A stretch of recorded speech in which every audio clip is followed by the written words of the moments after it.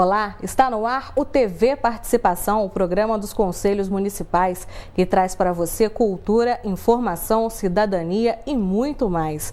No programa de hoje, você vai acompanhar duas entrevistas em nosso estúdio. A primeira com o coordenador de Planejamento e Administração Orçamentária da Secretaria de Planejamento e Desenvolvimento Econômico, o economista Robson Cardinelli, que vai falar sobre a audiência pública. E a apresentação do programa Cidades Sustentáveis no Teatro Dom Pedro na próxima segunda-feira, dia 5 de agosto. A outra entrevista é com a coordenadora do Centro de Referência e Atendimento à Mulher, Drica Madeira, que vai falar sobre a primeira semana de combate à violência doméstica e familiar contra a mulher. Você também vai ficar por dentro das reuniões dos conselhos que foram realizadas nesta semana. Eu vou agora para um rápido intervalo e volto em 30 segundos. Até já! Filho, para com essa bola e vai lavar a mão pra gente almoçar. Quantas vezes eu já falei pra você não ficar jogando bola na sala? Quantas vezes eu vou ter que repetir? Desculpa, mãe. Bom, filho, eu te desculpo, mas pensa bem, onde é o lugar de jogar bola? Educar sem bater dá certo. Não bata, eduque. Mãe, tô indo jogar lá fora. Uma campanha da rede Não Bata, Eduque.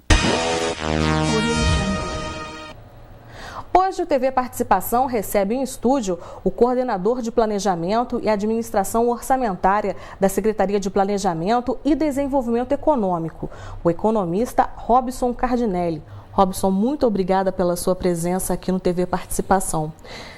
E nós vamos começar falando sobre a apresentação do programa Cidades Sustentáveis, que vai ser realizado segunda-feira próxima, agora dia 5 de agosto, lá no Teatro Dom Pedro, a partir das 6 horas da tarde, não é isso? Perfeito, exatamente isso.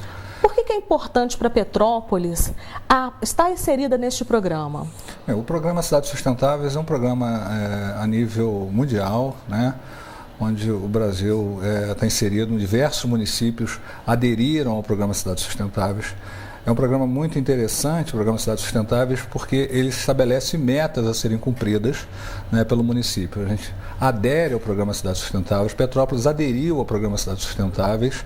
Ainda na época, o então candidato e hoje prefeito Rubens Bom Tempo, ele fez a inscrição de Petrópolis nesse programa de Cidades Sustentáveis e está tendo oportunidade agora no governo, como prefeito, de realizar, na verdade, de aplicar tudo o que está previsto no programa Cidades Sustentáveis. É um programa muito interessante, ele é balizado em cima de 3 eixos estratégicos, onde o município, né, ali estabelece algumas metas a serem cumpridas dentro desses 13 eixos. Né? Então, na audiência, nesse evento de segunda-feira, aqui no teatro, conforme você mencionou, nós vamos apresentar, né, a todos que lá estiverem participando, de que forma a Petrópolis se inseriu dentro do programa Cidades Sustentáveis, dentro desses 13 eixos que eu falei, e as metas que foram inseridas nesses 13 eixos, que Petrópolis, a população vai conhecer e vai ter condição de acompanhar e até cobrar esses índices, essas metas, o atendimento a essas metas. Legal, né? Ou seja, fazendo parte do plano de governo dele, e agora ele está cumprindo. Isso, exatamente. Isso é interessante, não é? Exatamente. Eu gosto de gente que cumpre a palavra, eu sou uma pessoa meio enjoada desse quesito. E depois dessa apresentação vai ser realizada uma audiência pública. Qual é o tema dela? Pois é.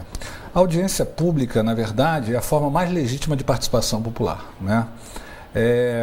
O tema dessa audiência pública de segunda-feira são os instrumentos orçamentários. Especificamente agora, a Lei de Orçamento Anual para o ano de 2014, né, para o próximo ano, e o Plano Plurianual, que é um plano de mais longo prazo para os próximos 4 anos, 2014, 2015, 2016 e 2017. Então, é uma exigência legal, né, que ele tem que cumprir essa etapa de audiências públicas. E o que acontece, na verdade, nessas audiências públicas? Né? A população que participar, né, ela tem a oportunidade de conhecer o projeto de lei que nós vamos encaminhar para a Câmara, nos ajudar a construir esse projeto de lei, esses 2 instrumentos que eu mencionei, a LOA, a Lei de Orçamento Anual, e o Plano Plurianual. nos ajudar a construir isso, que é a forma muito interessante da população participando na construção, ela poder opinar de que forma que o dinheiro que a população mesmo paga, através de impostos e taxas, através do IPTU, através do ITBI, de que forma que esse dinheiro vai ser aplicado pela administração municipal. Robson, mas de repente as pessoas aí de casa, elas podem acreditar que isso é meio cedo para a gente estar pensando para 2017 ainda, né? Não é meio esquisito a gente já estar pensando num dinheiro lá de 2017? Não, conforme eu falei, é uma exigência legal, né? Isso está previsto na legislação e nós somos obrigados a fazer, né? Então, a legislação, ela nos obriga a fazer anualmente, né, no ano anterior, a lei orçamentária anual, para o ano já seguinte. E nós temos um prazo para encaminhar isso para a Câmara de Vereadores, esse projeto de lei para a Câmara de Vereadores. E o plano plurianual, que é esse plano que eu falei, que é um plano de mais longo prazo, que é para os próximos 4 anos, ele também é uma exigência legal, que nós, Poder Público Municipal, temos que cumprir, né? Então, é importante que a lei de orçamento anual, ela tem que estar totalmente inserida dentro do plano plurianual. Ela tem que estar prevista nesse plano dos próximos 4 anos. Então, nós vamos elaborar a lei de orçamento anual para 2014. Né? Quando nós formos no ano que vem, ou nessa mesma época que nós estivermos elaborando a lei de orçamento anual já para 2015, ela também tem que estar completamente inserida dentro do plano plurianual. Então, é uma obrigação legal que nós temos que cumprir. Mas como é que, de repente, as pessoas pensam assim, mas eu sou dona de casa, eu sou aposentado, eu sou estudante. Como é que eu posso ajudar a minha cidade a construir uma LOA? Eu não sei nem o que é LOA, eu não sei nem o que é isso, tanta sigla, é difícil para a minha realidade. É verdade, eu entendo, mas independente do grau de instrução da pessoa, a gente tem sempre alguma coisa a contribuir, né? Isso é importante deixar bem claro. Não se acanhe, venha participar, venha nos ajudar a montar isso, a montar essas peças orçamentárias, né? É muito simples, fazendo uma analogia, né, com o orçamento familiar, é praticamente a mesma coisa, né? Todos nós, cidadãos, temos a nossa receita mensal, né? Qual é a receita mensal nossa, cidadão? É o salário que nós recebemos. Alguns, além do salário, tem o aluguelzinho que recebe de uma casinha alugada. Essas seriam as nossas receitas como pessoa física, né? Como cidadãos. Quais são as despesas que nós temos? As despesas que nós temos é o que nós pagamos, é o colégio dos nossos filhos, o vestuário, medicamentos, às vezes um plano de saúde, são as nossas despesas. No poder público é mais ou menos a mesma coisa. A prefeitura também tem as suas receitas. Quais são as receitas da prefeitura? As receitas da prefeitura são os impostos que a própria população, nós cidadãos, pagamos, através do IPTU, né, através da taxa de licença, às vezes, de obra, através do pagamento do ITBI, quando nós vendemos um imóvel. Essas são as receitas da prefeitura. Mas a que a prefeitura também recebe de repasse do governo federal. São as receitas do poder público. Quais são as despesas? As despesas de que forma que essa receita é empregada. Quando gastamos numa pavimentação de uma via, né, na reforma de uma praça, na construção de uma praça, na construção de uma escola, na construção de um posto de saúde, com pagamento do salário dos servidores públicos municipais. É mais ou menos a mesma coisa.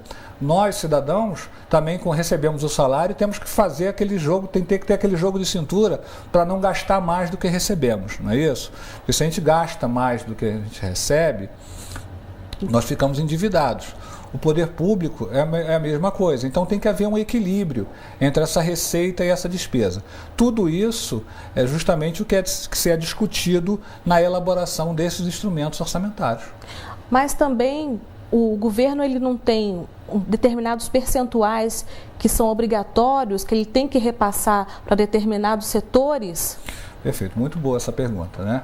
Dentro daquilo que o município arrecada, tem alguns percentuais que é exigência de lei também, o município tem que obedecer. São os percentuais que é ser empregado na educação, o percentual que é ser empregado na saúde.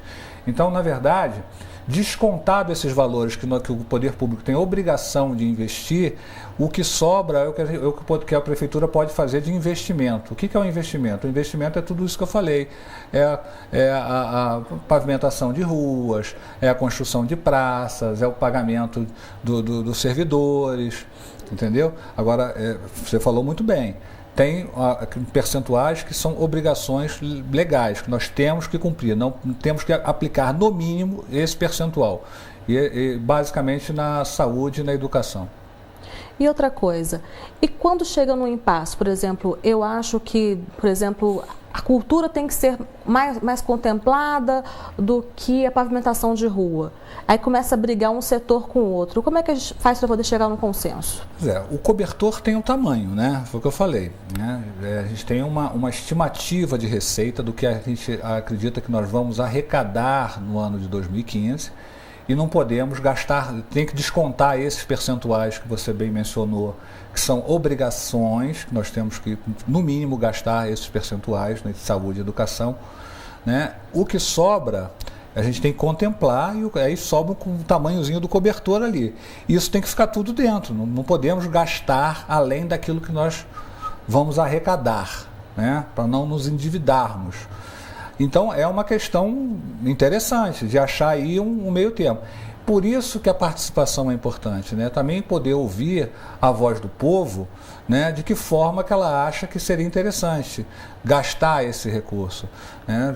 Ver quais são as prioridades, na verdade. Por isso que a participação, né, de todos, numa oportunidade dessa, conforme eu falei, legítima, a mais legítima das participações, é fundamental. A gente escutar e vamos ver, mas não tem jeito, não podemos gastar mais do que está previsto arrecadarmos, né? E aí é fazer um acerto. Então aproveita, reforça o convite para o pessoal de casa. Pois então, segunda-feira, dia 5 de agosto, às 18 horas aqui no Teatro Municipal, audiência pública, apresentação do projeto, né, conforme eu falei, do programa Cidades Sustentáveis, e audiência pública para apresentação e discussão dos instrumentos orçamentários. Lei Orçamentária Anual para 2014 e o Plano Plurianual 2014 e 2017. Então, todos os cidadãos, né, todos os telespectadores aí, todos os cidadãos convidados a participar disso que eu falei, que é a forma mais legítima de participação popular, audiência pública. Robson, muito obrigada pela sua participação aqui no nosso estúdio. E o TV Participação vai para um breve intervalo e volta já, entrevistando a Drica Madeira, falando sobre violência doméstica.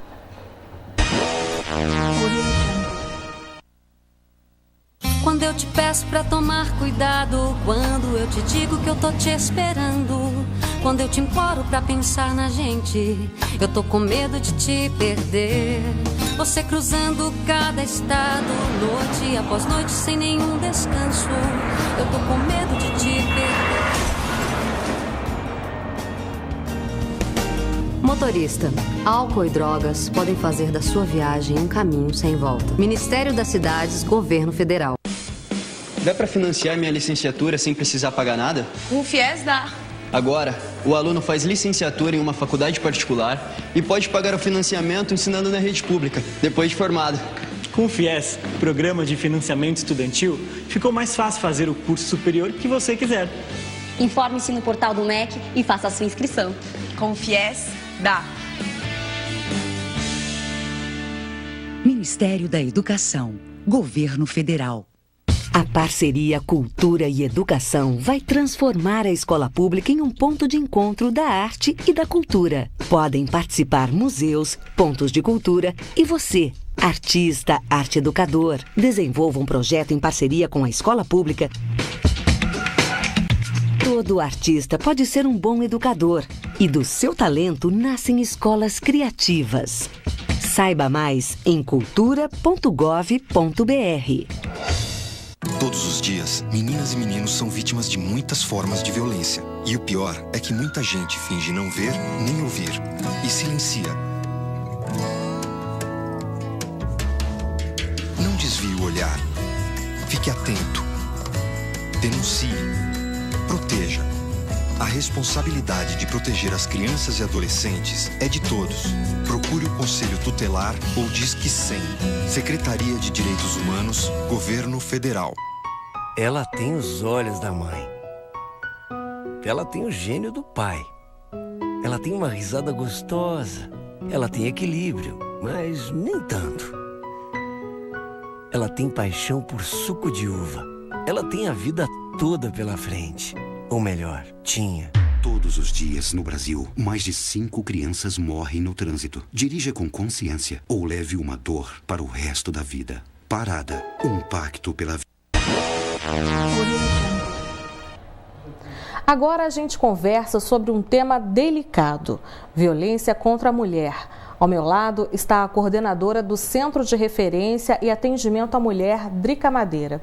Drica, muito obrigada pela sua presença aqui no estúdio, Dever Participação. Semana que vem será realizada a primeira semana de combate à violência contra a mulher. Isso. Combate à violência familiar, não é isso? É, doméstica e familiar contra a mulher.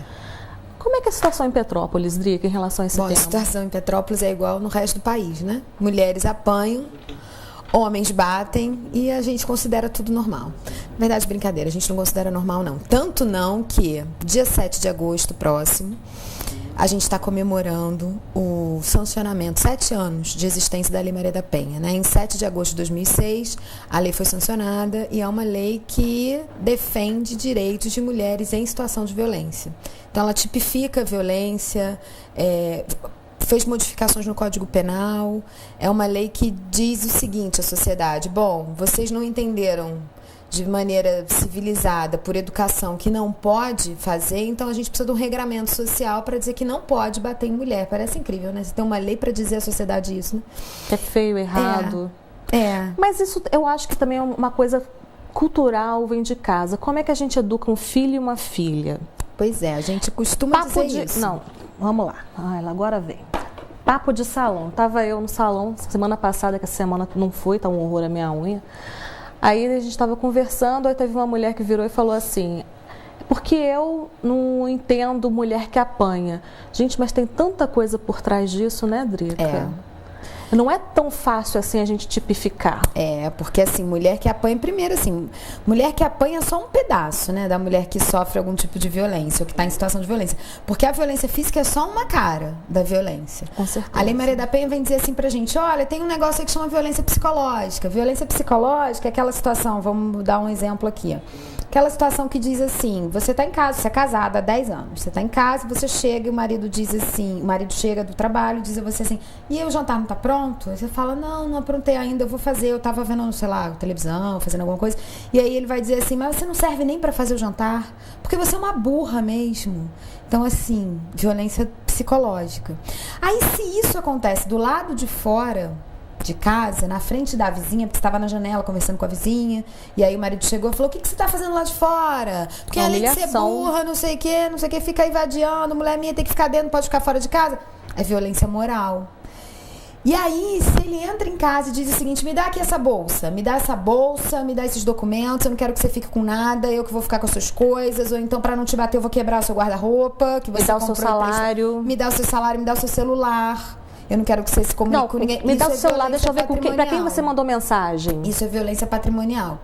E aí, quando ele diz assim: então, eu quero, eu cheguei, tô cansado do trabalho e coisa e tal, e eu quero que você vá tomar um banho porque eu quero manter algum tipo de relação sexual com você.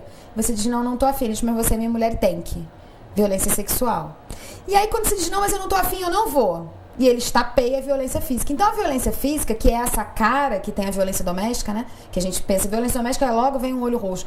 Essa é uma das partes. Existem outras tantas. Então, são nuances, né? Isso. E aí, a Lei Maria da Penha vem dizer isso pra gente. Então, a violência, ela tem algumas caras. E a maior parte das mulheres, eu não vou dizer todas, porque tem sempre uma que fala: não, eu nunca sofri, não sofro, não conheço ninguém que sofra. Mas, assim, a maior parte das mulheres sofrem, conhecem alguém que estão sofrendo algum tipo de violência. Nem que seja do pai. Qual é a filha que o pai nunca gritou? Eu não conheço. Meu pai, um ótimo pai, mas um grosso. E assim, o problema não tá só na grosseria, tá no seguinte, na grosseria e na subjugação, porque você é mulher. Exatamente. Percebe? Essa que é a coisa da violência doméstica Então, e familiar. você chega com a prova. É dentro de casa e 9,9, deixa eu ver qual foi a burrice que você fez dessa vez. Tinha que ser loura. Né? Não fala isso de homem, você já ouviu falando de homem? Tinha que ser louco? Você já ouviu alguém dizendo assim, tinha que ser homem que tá dirigindo esse carro? Você já ouviu? Eu não ouvi. Tinha que ser mulher, porque não conseguiu estacionar na vaga. Então, assim, é um prejuízo moral à sua vida, porque você é mulher. É como se você pudesse modificar esse fato para te fazer melhor. Porque durante muito tempo a gente foi qualificado como ser de segunda categoria, né? As mulheres começam a votar na década de 30 nesse país. Assim, participam dos bancos escolares por aí. Hoje a gente pode dizer que somos a maioria nos bancos das universidades, mas também quem vai para a universidade é um bolinho desse tamanho da sociedade. É um funil. Né? Da sociedade brasileira é um tiquitito. Daquele tiquitito, nós somos a maioria, tudo bem, sem crise, mas é uma maioria. E as negras nesse universo? Aí a situação é muito mais grave. Porque se existe um problema de gênero na nossa sociedade, que é entre homens e mulheres, existe uma diferença que não é nada sutil, uma diferença muito escancarada no tratamento, na condição. Você pensa assim, você sai na rua. E hoje em dia a gente acha até bonito isso. Você sai na rua ali, do lado de fora, e dá uma voltinha e um rapaz passa assoviando e ele tá mais com os amigos dele, aí ele começa a te seguir e chamar de um monte de nome bacana, porque aí aquilo enaltece a sua feminilidade. Isso não é um prejuízo moral à sua pessoa? Não te transforma num pedaço de carne? Com certeza. Não desqualifica em potencial aquilo que você gostaria de ser, para além de uma bunda bonita, para além de um peito bonito, ou para além de uma bunda e um peito, que não precisa nem ser bonito, né? Basta ser. Como diz a Marta Suplicy, uma das grandes pensadoras sexólogas do Brasil, ela fala que as mulheres elas devem ser muito mais do que um órgão sexual feminino ambulante.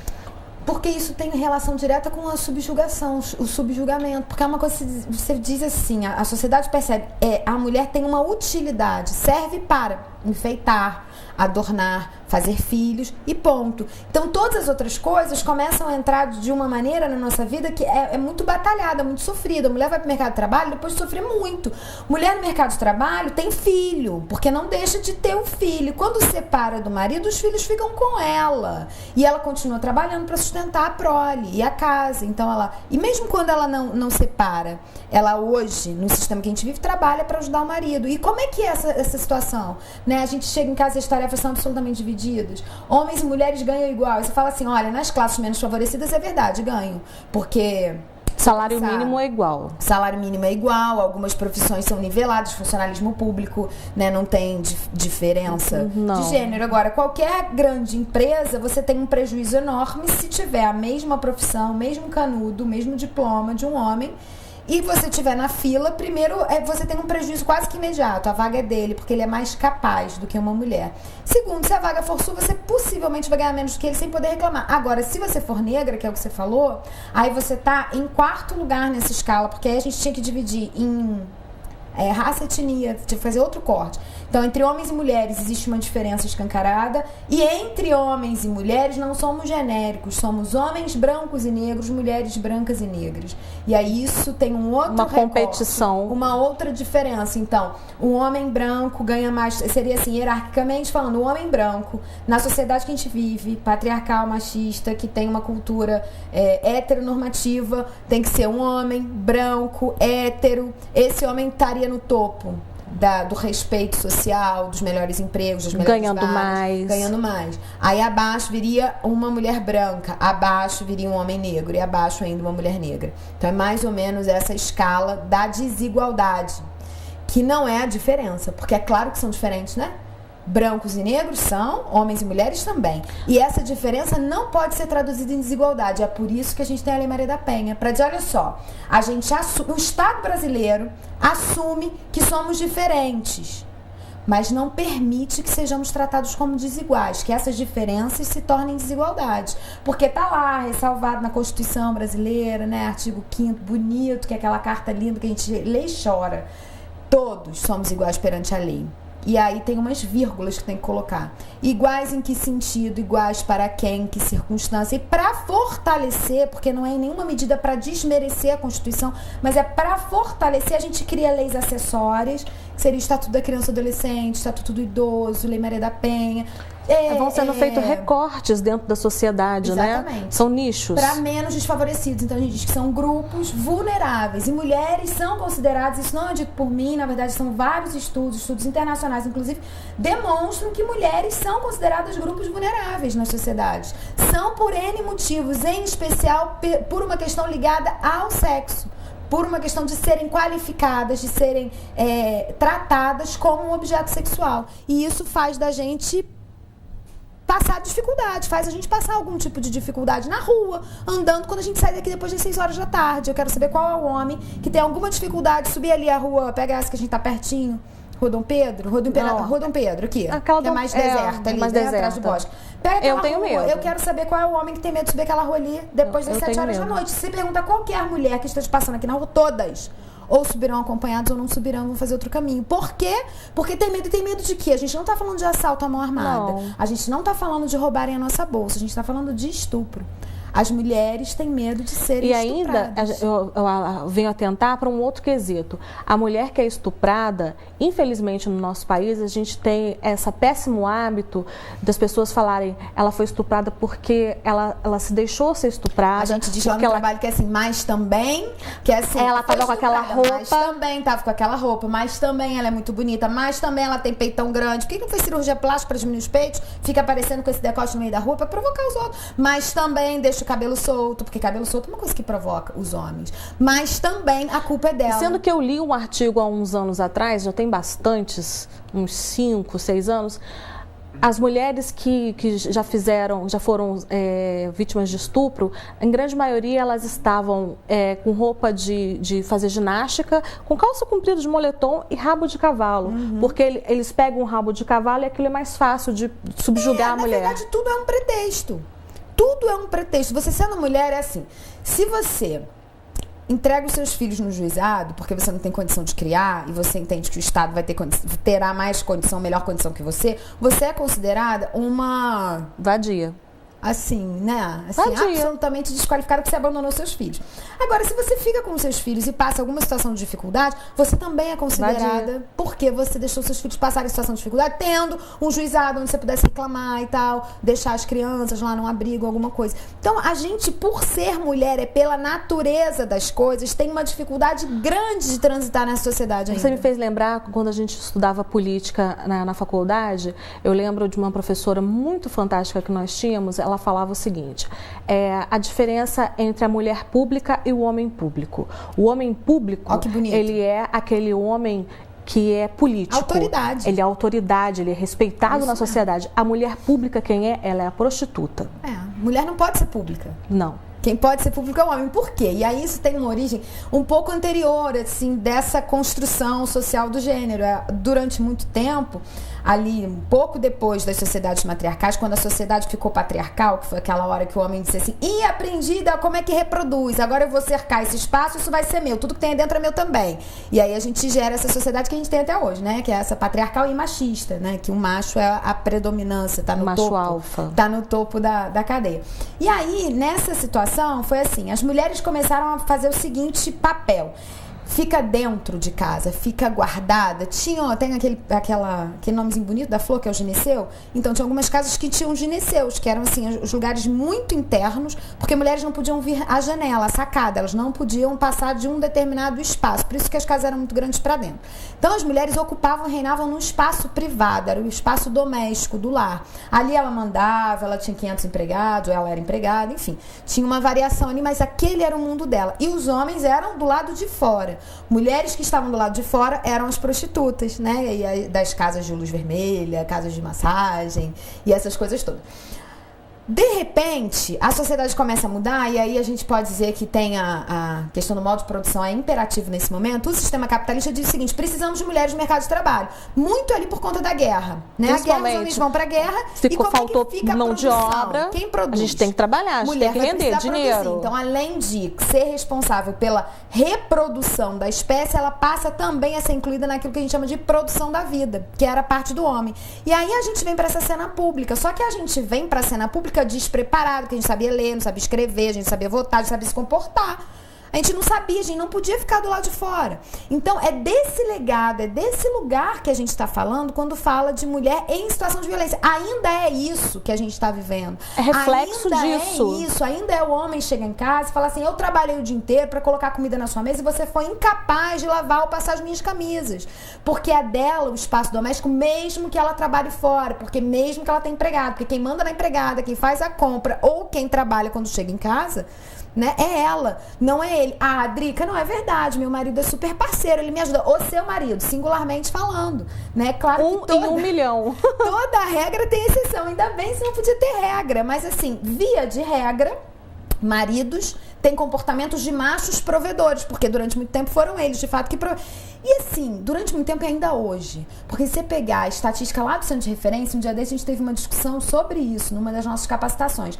A minha assistente social falou assim, Drica, todas as mulheres que eu atendi essa semana trabalham fora. Eu fiquei assustada. Todas trabalham fora e todas apanham do marido. Que negócio que é esse? Falei, então, já deu uma conferida quanto ela ganha? Dá pra se sustentar sozinha? Não. Não dá. Então, assim, a violência tem uma ligação estreita e direta com o sustento dessa família. Apesar de a mulher trabalhar e ocupar esse espaço público, ainda assim ela não dá conta de sozinha sustentar a casa. Ela é um complemento da renda. É isso que eu queria falar com você. Ela faz docinho, faz salgadinho, é atendente, ela complementa. Porque eu estava conversando com a moça, aí ela falou assim, não, porque eu não entendo a mulher que apanha e ela gosta de apanhar. Continua gente, lá, né? isso não existe. Não Ninguém dá, gosta né? de apanhar. Ninguém gosta. Né? Existem várias assim coisas envolvem. A gente espera. Não é masoquismo, é Marquês de Sade, essa coisa para literatura, eu espero. Né? Porque a mulher que apanha tem muita coisa. Porque a vida real, ela tem que pagar aluguel, ela tem que pagar a luz. A vida real, vou falar pra você um pedaço de vida real de ontem, tá? A vida real de ontem era assim, ela tem 6 filhos. 6 filhos, o mais velho tem 10 anos. Então, todos os outros têm menos de 10. Ela não tem mãe, não tem pai morando em Petrópolis. Na verdade, não tem nem contato com essas pessoas. Ela não tem irmãs. A única pessoa que ela tem aqui é o marido, o companheiro, que bate, maltrata, humilha, esculhamba. E ela vai pra onde se ela separar? Pra qual lugar? Pra lugar nenhum, porque ela não tem pra onde ir. Ela vai pra sua casa, que você que tá julgando. Julgar é muito fácil, gente. Fora, a vida é bem mais fácil. Olhando não, porque todo mundo sempre tem a mania de pegar, de julgar o próximo e de dar palpite na vida do outro e de falar, mas a sua vida é muito fácil, vai comer o angu da pessoa, vai viver a vida da pessoa. Veste o sapato e anda o caminho. É muito difícil, gente. E é tão difícil, assim, é muito difícil, porque a gente vive na nossa casa. E a gente tem a maior dificuldade de reconhecer na nossa casa que a gente está sofrendo violência do nosso pai, igual você falou. Quantas pessoas vão pensar em casa assim, não, talvez, quem sabe. Aí começa a olhar no espelho e começa a ficar difícil encarar, porque quando você tomar consciência de que é violência, tô dizendo que tem que fazer nada, não. Cada um faz o que quiser da vida, né? A vida tá aí, cada um tem uma, e a gente tá aqui falando do seu direito, você exerce ele ou não, a gente tá falando de dever, a gente tá falando de direito, né? Você tem o direito de viver uma vida livre de violência, mas quando você toma consciência, isso com certeza fica muito mais difícil. As mulheres que tomam consciência, ou pelo programa, ou pela Lei Maria da Penha que pegaram na rua, ou pelo evento que vai acontecer na semana que vem, ou pela novela, as mulheres que tomam consciência olha, violência é isso. Quando você põe na cara assim, violência é isso aí. E isso aí é violência. Ela olha pra ela e percebe. Ela percebe que ela vive uma situação de violência. E aí quando você tem a consciência que você vive uma situação de violência, é muito difícil. O que você faz com isso? Porque a gente naturalizou. Então, assim, mas ele te bate. Aí a amiga chega chorando pra você e fala assim, não sabe o que aconteceu? Tá com uma bola aquela bolinha de fazer ginástica. Eu tava andando, ele, tacou a bola em mim. Falei, putz, se machucou pra caramba, tá roxo. Você fala assim, tá roxo? Então, é violência física, porque eu sou chata, né? Eu sei todas e ainda fico lá, tal. É violência física isso, né? Não é isso. Ele não me bateu, Dri, ele não me bateu. Vamos com paciência, ele só tacou a bolinha. Você fala isso, foi hoje, né? Amanhã nós vamos ver. E amanhã sempre existe. Se continuar na relação, amanhã vai existir. E o nosso trabalho do Centro de Referência, né, da nossa advogada, psicóloga, assistente social, da nossa secretária-chefe de gabinete, que é super empenhada nessa pauta, Luciane Bom Tempo. O nosso papel é dizer assim, vocês, isso é violência, você pode fazer alguma coisa contra isso. Você não precisa ficar subordinado nessa situação, mas você faz se você quiser. A gente tá aqui para orientar, para amparar, para acompanhar, para apontar que mas você toma a decisão que você achar melhor, porque a gente não é você. E aí tem a autonomia do sujeito, e aí você faça com a sua vida o que você achar melhor, porque é sempre mais difícil olhar pra nós e falar assim, a bolinha que ele tacou em mim na hora da briga, na verdade foi pra me agredir, foi porque ele tava longe e não dava pra dar o soco, então ele tacou a bolinha. E a violência, ela vai não crescendo, viu? Então assim, hoje xinga, amanhã dá um tapa, depois de amanhã dá um soco, depois esculhamba o coreto e tá no chão, tá lá um corpo estendido no chão e depois mata. Porque assim, a gente tá falando de crimes passionais, as pessoas ficam furiosas, então elas perdem as estribeiras. Eu vou matar, igual você falava com o filho antigamente. Né? Antigamente tinha isso. Antes do Estatuto da Criança e Adolescente vir assim, pauleira, esses conselhos tutelares todos que a gente tem pelo país, os próprios juizados da infância e da juventude, fazerem um exercício aí de cidadania, como é que era que o povo agia com os filhos? Os filhos eram um pedaço meu. Se é um pedaço meu, eu faço o que eu quiser. É parte minha. É meu. É propriedade. Eu faço o que eu quiser. Esculhambo, machuco, queimo, arranco o cabelo, corto, maltrato. Porque é coisa, não é pessoa. E o que eu acho pior, Drica, é que o companheiro dessas mulheres é aquela pessoa que ela tá ali para amparar, para poder você conversar. É quem você confia mais de perto e, de repente... Cadê essa confiança? Como é que você vai confiar? Como é que você vai dormir do lado de uma pessoa que pode te bater? Essa que é a sutileza da violência doméstica e familiar. Por isso que a gente trata assim. Violência urbana é uma coisa. Então, esse mundo violento, cultura de paz que a gente tem que ter, exercitar com nossos filhos, nossas crianças, nossa juventude. Isso é uma coisa. Né? Desenvolvimento econômico, emprego, né? Para gerar menos violência. Isso é uma discussão. Como é que fica essa família? Como é que ficam os filhos desse casal? Agora, a discussão de dentro ela é mais difícil, porque aí... Além dela acontecer no espaço doméstico, que é esse espaço privado, sem testemunha, né? Porque não tá na rua pra todo mundo ver. O moleque correu ali, foi ele que pegou, foi ele era assim, assado. Não tá, não. É assim, homem e mulher, dois juntos, numa cama, no quarto, dentro de 4 paredes. E aí você pensa assim, numa relação de ódio? Não, numa relação de amor. A violência doméstica e familiar, ela traz pra gente um desafio, porque a gente não tá falando de relações desgostosas, assim, de desafeto, a gente tá falando de relação de afeto, de relação de amor. Então, como as pessoas aprenderam. Existe vida a dois após uma briga nesse nível?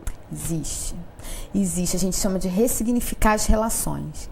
E aí eu vou te dizer que eu não tenho um caso só no centro de referência, não, eu tenho alguns. De mulheres que não denunciaram seus agressores, ou de outras que denunciaram, levaram o processo até o final, então ele teve punição, e que hoje estão casadas com eles, continuam casadas com eles, ressignificaram e vão lá falar pra gente, vão fazer parte dos grupos de reflexão, falar pras outras mulheres, porque também a gente não pode perder de vista, assim, quando a gente fala mulher vítima de violência, a gente coloca ela num lugar meio estático, ela é vítima, vem alguém que chega com um porrete, vai lá e bate nela, não é isso, a gente tá falando de relação. São duas partes, tem um homem e uma mulher.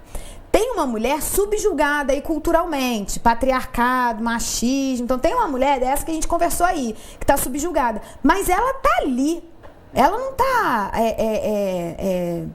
anulada, ela tá ali. Então ela ajuda a promover. Por quê? Porque a mulher também faz parte da sociedade, então a mulher também é machista. Não é verdade? Então a mulher também está na relação.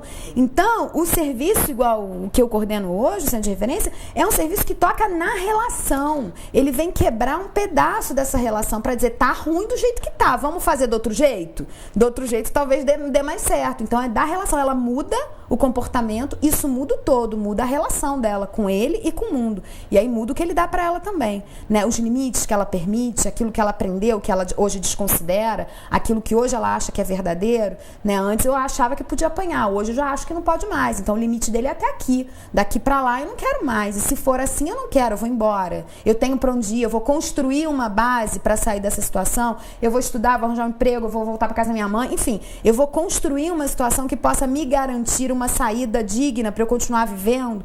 Então existe vida após situação de violência qualquer, em qualquer circunstância, porque a gente está falando de gente e de amor.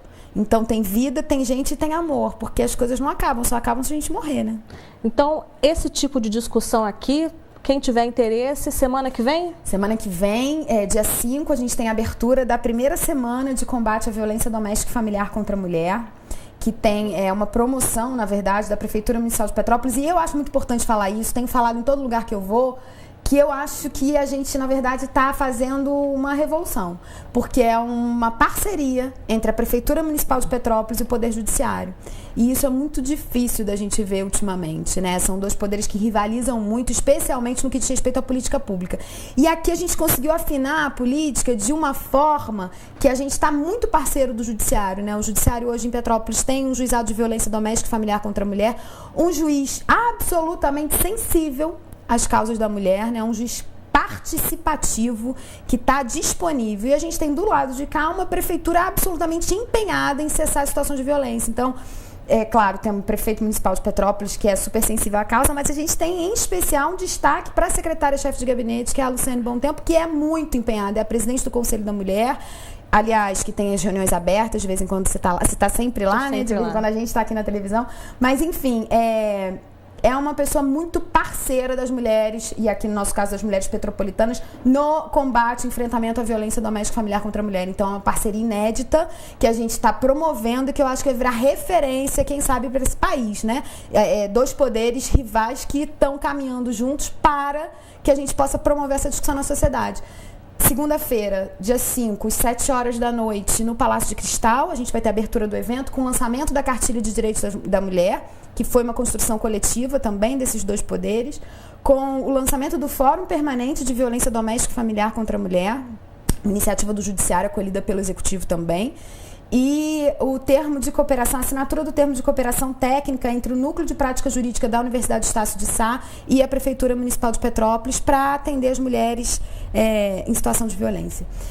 Na terça-feira, a gente tem mesas redondas, terça e quarta, 9h30 da manhã e 7 horas da noite, na Universidade Estácio de Sá.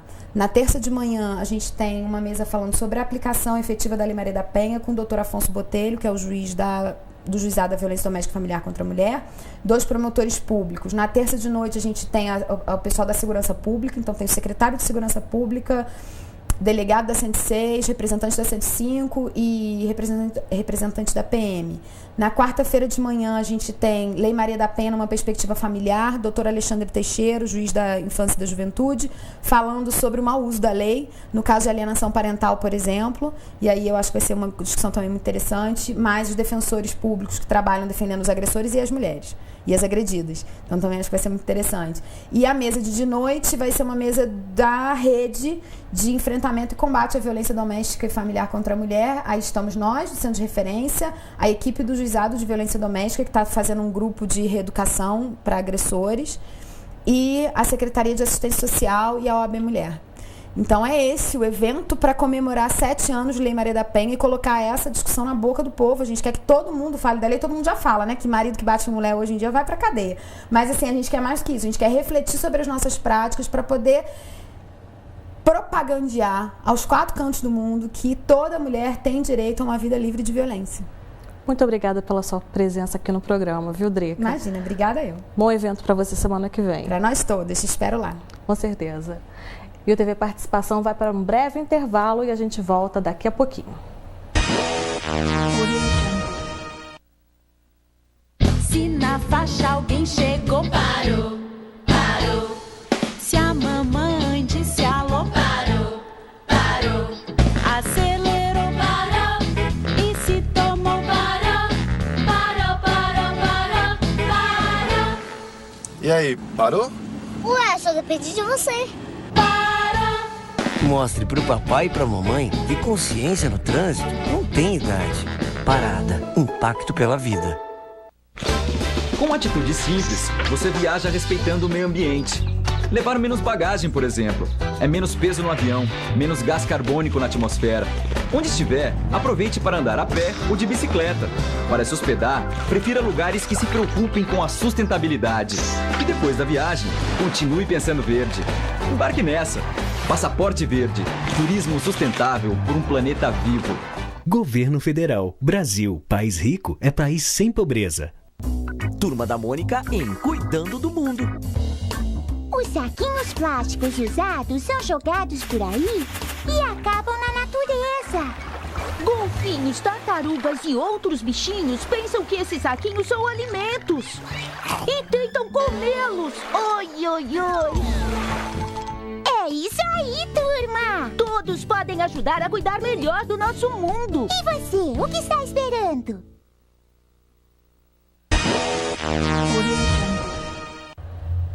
Nesta semana, a sociedade civil foi empossada na presidência do Conselho Municipal de Educação. E o TV Participação mostra para você como foi. O Conselho Municipal de Educação, o COMED, se reuniu em sessão extraordinária realizada na Casa do Barão de Mauá para empossar os novos membros da presidência, desta vez a cargo da sociedade civil. A secretária de Educação, Mônica Freitas, transferiu a posse da presidência para a professora da Universidade Católica de Petrópolis, Maria Celi Chaves Vasconcelos, eleita presidente do COMED. Todos os atuais conselheiros foram eleitos durante a 3ª Conferência Municipal de Educação, que foi realizada na UCP no dia 22 de junho. Também foram empossados o vice-presidente do COMED, professor Gelsi Rodrigues Correia Júnior, a secretária-geral do Conselho, Deise de Cássia Silva de Almeida Pinto, e a secretária executiva, Débora Batiste de Abril. Na reunião, ainda foi deliberada a pauta sobre o calendário de reuniões do Conselho até o final do ano e a organização de uma comissão para a criação de um fundo para prover o Conselho. Também foi decidida a criação de uma página na internet do COMED para dar mais visibilidade ao Conselho com as atas, agenda de reuniões, história, perfil dos conselheiros, que deve ser implantada em breve. No encontro, foi reforçada a necessidade dos conselheiros participarem da Conferência Intermunicipal de Nova Friburgo, que vai ser realizada em 3 e 4 de agosto. Pois, para participar da conferência estadual, de onde são tirados os delegados que vão representar Petrópolis, os conselheiros precisam participar primeiro desta etapa intermunicipal. Foram traçados ainda os temas que vão ser debatidos na próxima reunião, que é aberta à participação popular, marcada para o próximo dia 13 de agosto, às 2 da tarde, na Casa dos Conselhos, que fica na Avenida Ipiranga, número 544, no centro. Todas as pessoas interessadas em cultura vão poder ajudar a obter avanços na aplicação dos recursos públicos nesta área. Para isso, a Prefeitura está em parceria com o Ministério da Cultura, promovendo a 2ª Conferência Municipal de Cultura de Petrópolis, que vai ser realizada no sábado, dia 10 de agosto, no Teatro Dom Pedro. Para participar, é necessário se inscrever na Gerência de Programação Cultural da Fundação de Cultura e Turismo, que fica localizada na Praça Visconde de Mauá, número 305, das 10 horas da manhã às 6 horas da tarde. As inscrições vão até o dia 8 de agosto. Mudando de assunto, um outro conselho que se reuniu nesta semana foi o de saúde. Confira. Durante a reunião ordinária do Conselho Municipal de Saúde, foi empossado o diretor de Recursos Humanos da Secretaria de Saúde, Ricardo Patuleia, como o atual presidente do Consaúde. A troca na presidência se deu porque André Pombo, ex-presidente do Conselho, agora está na diretoria da Secretaria de Saúde. Primeiro, a gente precisa interpretar o Conselho Municipal de Saúde como uma ferramenta importante para a construção de um SUS de qualidade, uma vez que ele representa os segmentos que compõem o SUS, os usuários, os prestadores de serviços, os setores governamentais, né? E o presidente do Conselho Municipal de Saúde, vejo eu, ele tem que ser um mediador para que o Conselho Municipal de Saúde atinja os seus objetivos, que é impactar na qualidade do SUS para o usuário. Eu repito aquilo que eu falei hoje no início da reunião, da primeira reunião que eu conduzi, que o Conselho Municipal de Saúde deve atuar de forma a pensar que todas as suas ações e decisões devem impactar lá na qualidade da assistência prestada ao usuário. Então esse é o principal objetivo nosso à frente do Consaúde. O primeiro ponto de pauta da reunião foi a leitura e aprovação da ata da reunião anterior. Em seguida, foi apresentada e aprovada a programação e o regimento da 12ª Conferência Municipal de Saúde, que vai ser realizada nos dias 20 e 21 de setembro, no auditório da Fase, e terá como tema Construindo um SUS de Qualidade. Para a realização dos trabalhos, a conferência será dividida em 4 eixos: ampliação e fortalecimento da atenção básica, reestruturação da rede de saúde, financiamento e valorização, e deveres dos profissionais de saúde e humanização do atendimento. A Conferência Municipal de Saúde é um momento onde a cidade se organiza através do governo, sociedade civil, prestadores de serviços, representantes de profissionais de saúde, para avaliar como está o sistema de saúde e para planejar as ações nos próximos 2 anos. E a proposta é que a Conferência de Saúde seja em setembro, a gente vai definir a data hoje na reunião, e que essa tenha debater 4 eixos, entre elas atenção básica, entre elas financiamento do SUS, humanização no atendimento, valorização e responsabilização dos profissionais de saúde, ou seja, em debater o sistema de saúde como um todo. A gente chama para todos a sociedade civil a fazer parte, todas as ONGs, igrejas, associações de moradores, sindicatos, profissionais da área da saúde, enfermeiro, fisioterapeutas, médicos, todos participarem da conferência, que é nesse momento onde a gente define as diretrizes, o norte da saúde pública para os próximos 2 anos. E a gente avalia como está nosso atual sistema de saúde também. Então é um momento que toda a sociedade debate o que a gente quer, como está na saúde e o que a gente quer para a nossa saúde no nosso município. Para otimizar a conferência, os conselheiros decidiram fazer a eleição dos novos membros do ConSaúde para o biênio 2013-2015 no dia 24 de setembro, como uma outra etapa da Conferência Municipal de Saúde. O Conselho Municipal dos Direitos da Criança e do Adolescente também se reuniu nesta semana e você acompanha agora como foi a reunião dele. O primeiro ponto de pauta do Conselho Municipal dos Direitos da Criança e do Adolescente foi a leitura e aprovação sem ressalvas e por unanimidade da ata da reunião anterior. Em seguida, foram lidos ofícios encaminhados ao CMDCA, inclusive uma denúncia contra uma instituição escolar e um convite para os conselheiros participarem de um seminário. O terceiro ponto de pauta foi a leitura dos nomes dos projetos das 18 instituições que vão ser analisados pela comissão do CMDCA até o dia 26 de agosto, que serão deliberados em assembleia e enviados em seguida para a plenária. Na reunião, também foi repassado aos conselheiros como está o andamento do grupo de trabalho que está revendo a lei do Conselho Tutelar. Este grupo está aguardando um posicionamento da Procuradoria do município para apresentar o fechamento do relatório para o Conselho e, em seguida, encaminhar o projeto para a Câmara. As instituições que não apresentaram projetos para o edital, elas podem estar apresentando um projeto para o CMDCA, que vai passar pelo mesmo trâmite. Apresenta o projeto para o CMDCA, a comissão vai analisar, depois o CMDCA vai deliberar sobre o projeto estando ok, recebendo esse ok do CMDCA, ele estará no nosso site, nesse banco de projetos, e a instituição ela pode vir a receber recurso futuramente para esse projeto. Ela pode estar apresentando esse projeto para empresas, até para pessoas físicas mesmo que queiram contribuir e patrocinar esse projeto. A presidente do Conselho Municipal dos Direitos da Criança e do Adolescente, Fernanda Ávila, falou da importância do Petropolitano doar para o FUNCRIA. A importância é que é um recurso que fica na cidade, em que a pessoa que faz essa contribuição, a gente até fala doação, mas na realidade é um dinheiro a ser pago de imposto, e que você, parte do imposto a ser pago, você pode disponibilizar para o fundo. E é um recurso que a pessoa tem como acompanhar de perto, ela tem como saber que projetos estão sendo apoiados, como a gente citou aqui, quais são os projetos, seja através de edital ou seja diretamente. E esse dinheiro é um dinheiro que fica na cidade, que estará beneficiando crianças, adolescentes e jovens da cidade, Então, é de grande valor. Um dos cartões postais da cidade, o Obelisco, está com iluminação nova. Você já reparou? A equipe do TV Participação fez uma matéria caprichada para mostrar para você.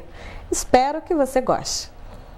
Brande, Vaiande, Guerin, Justen, Wendling, Kaps, Beck, Kreischer, Stumpf, Bauer, Kaiser, Sixel, Kopp, Hansen, Deister, Rose. Estes são alguns dos mais de 400 nomes de famílias gravados nas placas de bronze do monumento que homenageia os colonos alemães que ajudaram na construção da cidade, o Obelisco. O marco fica no coração da cidade e foi inaugurado em 1957, quando Petrópolis comemorou seu primeiro centenário, celebrando sua elevação à cidade. Desde o final do mês de junho, os 20 metros do monumento contam com uma iluminação especial realizada pela Prefeitura de Petrópolis. Agora, com a nova iluminação especial, o Obelisco ficou muito mais visível à noite. As nuances de cores oferecem um espetáculo aos olhos dos petropolitanos e turistas. Vale a pena parar por alguns instantes para apreciar a beleza da nova iluminação.